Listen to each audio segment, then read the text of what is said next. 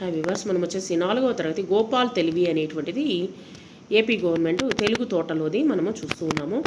చిత్రంలో ఏమేమి కనిపిస్తూ ఉన్నాయి? చిత్రంలో కొన్ని గొర్రెలు, గుంటలు, కొన్ని గుంటను కప్పి వేస్తూ ఉంచినటువంటి సన్నివేశం కనిపిస్తూ ఉంది.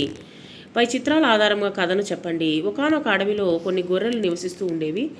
ఒక రోజును మేతకు బయలుదేరగా ఒక గొర్రె వెనక ఒక గొర్రె వెళుతూ ఉంది. ఒక ప్రదేశంలో మాత్రము గుంట తవ్వి దానిపైన ఆకులతో కప్పివేసి ఉంది. దాని దగ్గరకు వద్దని ఒక గొర్రె చెప్పింది. కానీ మిగిలిన గొర్రెలు వినలేదు. మిగిలిన గొర్రెలు దానిపైన వెళ్ళి గుంటలో పడిపోయినాయి. అప్పుడు ఒక గొర్రె మాత్రము పైన ఉండిపోయింది. అంటే ఎవరైతే అడ్వైస్ ఇచ్చారో ఆ గొర్రె మటుకు ఉండిపోయిందనమాట.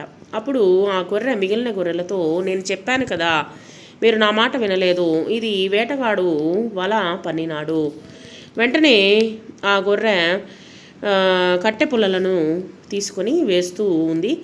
ఆ గుంటలో దాని సహాయంతో బయటకు వేశాయి మిగిలిన గొర్రెలు. ఈ విధంగా ఆ ప్రమాదం నుండి బయటనటువంటి గొర్రెలను కృతజ్ఞత అనేటువంటి చెప్పినవి మిగిలిన గొర్రెలు. ఈ విధంగా ప్రమాదం నుండి బయటపడినవి. ప్రమాదము పొంచి ఉన్నప్పుడు మనము జాగ్రత్తగా ముందు అడుగు వేయాలి అనేటువంటిది మనము తెలుసుకున్నాము ఈ యొక్క కథ ద్వారా. ఢిల్లీ సుల్తానుకు వచ్చినటువంటి ఆలోచన ఏమిటి? ఢిల్లీ సుల్తానుకు ఒక ఆలోచన వచ్చింది. తన సామంత రాజులందరినీ పిలిపించాడు. సుల్తాన్ అడిగినటువంటి మొదటి ప్రశ్న, ఈ భూమి పొడవు వెడల్పు ఎంత? ఆకాశంలో ఎన్ని నక్షత్రాలు ఉన్నాయని అడిగాడు. సుల్తాన్ అడిగినటువంటి చిక్కు సమస్య అంటే ఏమిటి? ఇలాంటివి మీరు విన్నవి చెప్పండి. చిక్కు సమస్య అంటే దాన్ని ఎవరు సమాధానం చెప్పలేరు, సమస్యకు పరిష్కారం అనేటువంటిది దొరకదు. అటువంటి ప్రశ్నలను చిక్కు సమస్య అని అంటారు. గోపాల్ తెలివి కథను మీ సొంత మాటల్లో రాయండి. మీరు నేర్చుకున్నటువంటి ఆ కథని సొంతంగా రాయండి.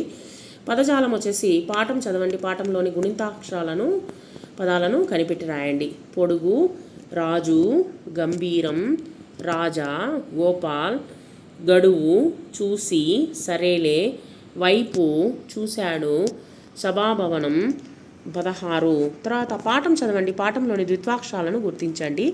చిక్కు, వెళ్ళి, తేలిగ్గా, అన్నాడు, తేలిగ్గా. తర్వాత వచ్చేసి చెప్పు, డబ్బు, మళ్ళీ, గొర్రెలు, ఇప్పుడు, వచ్చాడు, అక్కడ. సో ఒకే హల్లుకి అదే హల్లు కానీ వచ్చినట్లయితే దాన్ని ద్విత్వాక్షరం అని అంటారు. పాఠం చదవండి. పాఠంలోని సంయుక్తాక్షరాల పదాలను రాయండి. సుల్తాను, ఢిల్లీ, దర్బారు, నిశ్శబ్దం, ప్రశ్న, నక్షత్రాలు, సమస్య, ఆస్థానం, మహాప్రభు, ఆశ్చర్యం, ఆలస్యం, వెంట్రుకలు. ఇది వచ్చేసి సంయుక్తాక్షరము అంటే, ఇది వచ్చేసి పాఠంలో సంయుక్తాక్షరము అంటే ఒకే హల్లుకి వేరే హల్లు కానీ గుణింతపుగా వచ్చినట్లయితే దాన్ని సంయుక్తాక్షరం అని అంటారు.